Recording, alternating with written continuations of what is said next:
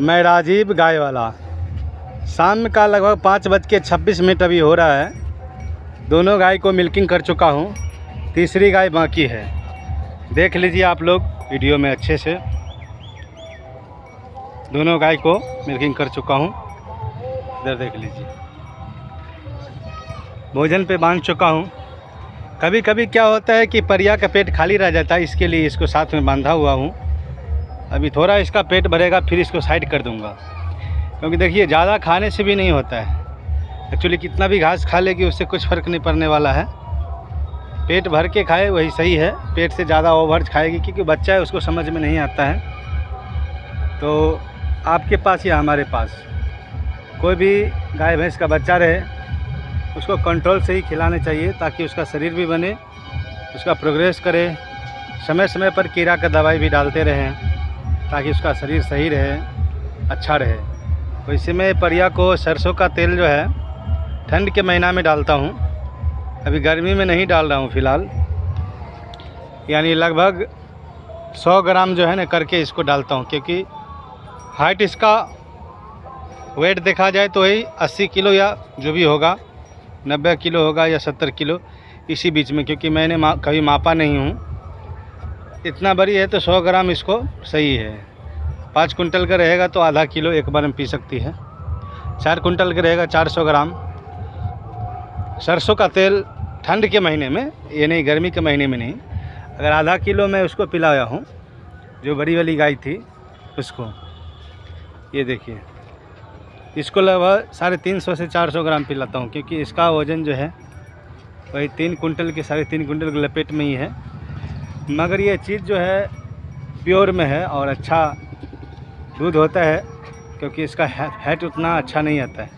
Fat ऐसे नहीं उतना अच्छा नहीं आता, दूध में सही है गाय। दूध निकालने में लात मारती है भले, अभी किस कारण से मारती है, हो सकता है खानदानी आदत होगा, इसके कारण वो गाय लात मारती रहती है। और ये लात नहीं मारती है, इसका ये है कि थोड़ा आगे पीछे करती रहती है, और उससे कुछ फ़र्क नहीं पड़ता है। गाय है, भैंस है। भैंस तो एक्चुअली आगे पीछे नहीं करता, कोई कोई भैंस करता है, क्योंकि थोड़ा आगे पीछे करते रहते हैं। आज मैं आप लोगों का विशेष टॉपिक पे बनाया हूँ क्योंकि वीडियो, क्योंकि इस साल जो है भूसे का रेट बहुत ही ज़्यादा है।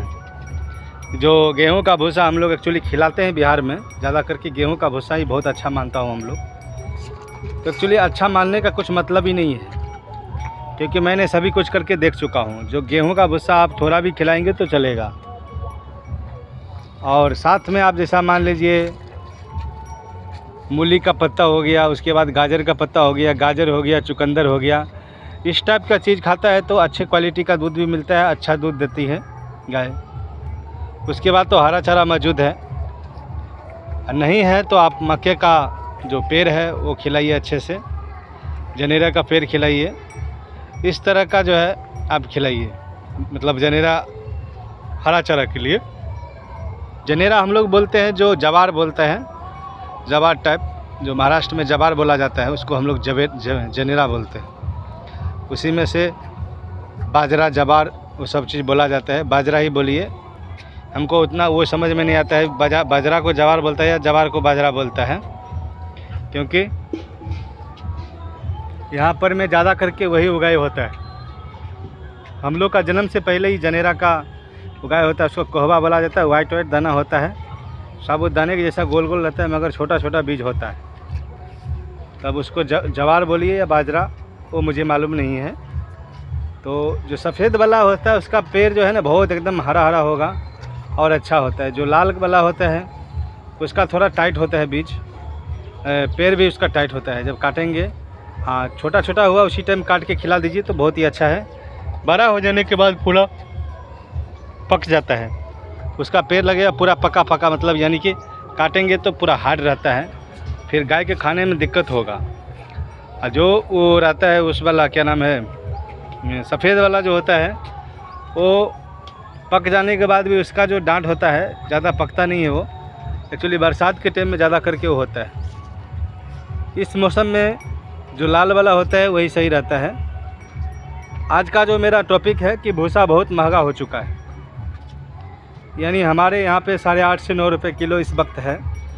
इस समय हर एक साल 5, 5.5, 6 रुपये किलो तक रहता था, उससे ज़्यादा भाव नहीं होता था। इस साल 3 रुपये एक्स्ट्रा है। तो इस साल का जुगाड़ मैं बना रहा हूँ कि जितना भी हमारे पास खेत है फ़िलहाल, वो सभी खेत में जो है ना वही जनेरा बोएंगे, मक्का बोएंगे, सारा कुछ बो करके, और इस साल इसी तरह हम निकालेंगे। उसके बाद क्या होगा, जो ठंड के महीने में आएगा उस समय जय बो देंगे। तो क्या हो जाएगा, अपने को लागत कम और आमदनी ज़्यादा, यानी खर्चा कम और आमदनी ज़्यादा हमारे पास हो जाएगा। क्योंकि देखिए जब भूसा हम खिलाते हैं, भूसा में एक्चुअली दूध उतना अच्छा नहीं हो पाता है। धान का जो पुआल होता है उसमें भी उतना नहीं होता है, मगर ठंड के महीना में खिलाना पड़ेगा तो देखा जाएगा, उस वक्त जो है ना पुआल ख़रीद लिया जाएगा। ठीक है। फ़िलहाल मैं इस साल जो है ना 50 कुंटल तक रखने वाला था, मगर रेट बहुत ही ज़्यादा हो चुका है, इस कारण से हम नहीं रख पाएंगे। ठीक है। क्योंकि 9 रुपये 8.5 रुपये ख़रीद के अभी रखूँ, उस पैसे का ब्याज भी जोड़ूँ तो बहुत ही महंगा है। बेचने वाले के लिए सही है, मौका है। आप लोग जो हम आज से लगभग 7 रोज़ पहले वीडियो में बताया था कि इस तरह आप लोगों के पास पैसा है तो उसमें इन्वेस्ट कर सकते हैं। इन्वेस्ट करने में क्या होगा, आप मान लीजिए लाख रुपए इन्वेस्ट करते हैं, उस वक्त इस जैसे मान लीजिए इस समय 9 रुपये है तो इस साल 18 रुपये तक का जो है ना भूसे का रेट जाएगा। अनुभव कर लीजिए, इस साल 15 रुपये, क्योंकि पिछले साल 6 रुपये था तो 15 रुपये तक का रेट गया था। इसके लिए आपको कभी भी भूसे में कभी भी घाटा नहीं होगा। हाँ, पर्सनल आप डेयरी फार्म करते हैं तो भी रख सकते हैं, अगर नहीं करते हैं तो भी ख़रीद के उसमें अगर पैसा वेस्ट करेंगे, इन्वेस्ट करेंगे तो आपको डबल होने हैं। 2 लाख रुपए लगाएंगे तो खर्चा वर्चा काट कर जो है ना 1.5 लाख रुपए आपको मुनाफा हो जाएगा। 50,000 खर्चा वर्चा काट दीजिए, यानी डबल होता है। यानी वो भी ज़्यादा ही टाइम में नहीं। अभी मान लीजिए कौन सा महीना है वो मैं बता रहा हूँ, बैसाख का महीना है तो जेठ 1 आषाढ़ 2 सावन 3 भादो 4 आश्विन 5 कार्तिक 6 पूस 7। हाँ, 7वें महीने के बाद से आपको सीधा डबल रेट मिलना चालू हो जाएगा। क्योंकि जब गाय भोजन करने में थोड़ा सा स्टार्ट करती है उस वक्त जो है ना बहुत सारा भोजन करने लगती है गाय।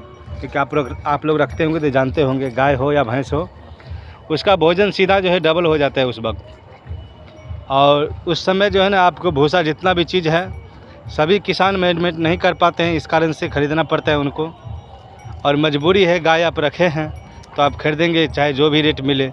अभी मान लीजिए हमारे पास नहीं है तो अभी जो भी रेट है तो हम ख़रीद के रखेंगे।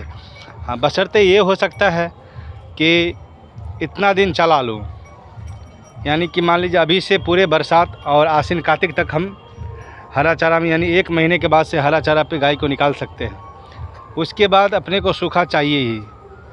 ये 2-3 महीने जो ठंड होता है पूरा जरकला रहता है, उस समय आपको चाहिए ही।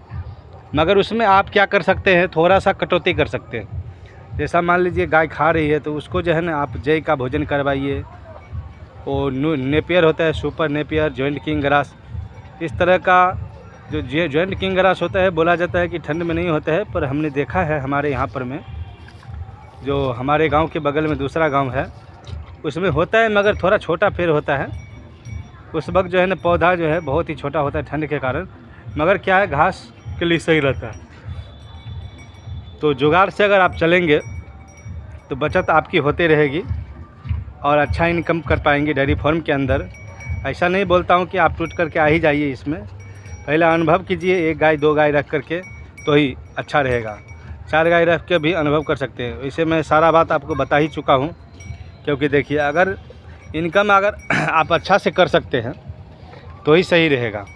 क्योंकि गाय है, गाय को जो है हर हमेशा जो है भोजन चाहिए और मेंटेनेंस करके रखेंगे तभी आपको इनकम अच्छा होगा। आप अगर चाहेंगे उसके पेट से कटौती करके हम इनकम कर लेते हैं तो आपको घाटा दे करके जाएगी, अब बहुत ही ज़्यादा घाटा दे करके जाएगी।